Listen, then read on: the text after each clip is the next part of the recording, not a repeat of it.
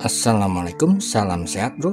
Ini sebetulnya alat penyedot bagus bro, dan saya puas terutama untuk membersihkan motherboard, keyboard, sangat pas sekali dan sedotannya mantap, dan ini angin keluarnya juga kencang.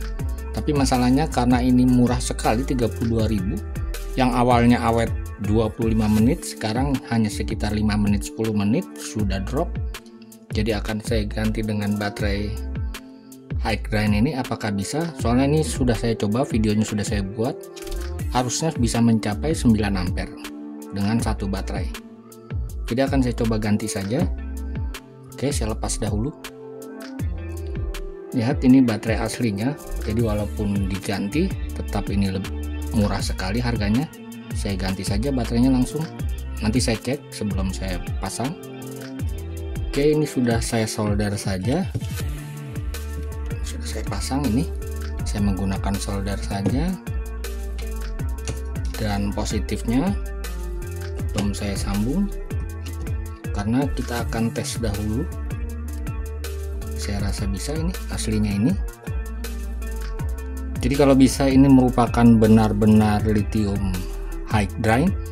Sudah saya buat videonya, bisa kalian lihat, mudah-mudahan bisa.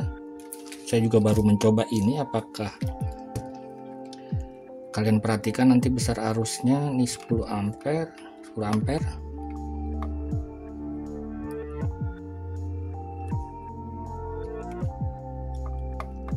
Oke,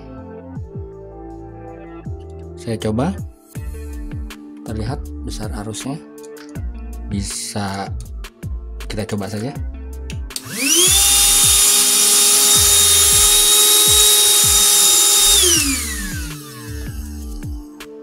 Saya ulang sampai 12 ampere.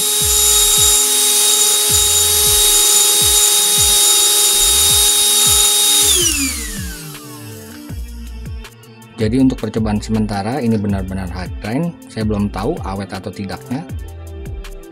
Jadi video kali ini saya hanya menunjukkan menggantikan baterai ini. Ini kalau kita lebih berat ini bro. Jadi alat ini benar-benar murah, sekarang harganya 32.000, padahal kita kalau memberi baterai ini paling murah 25.000.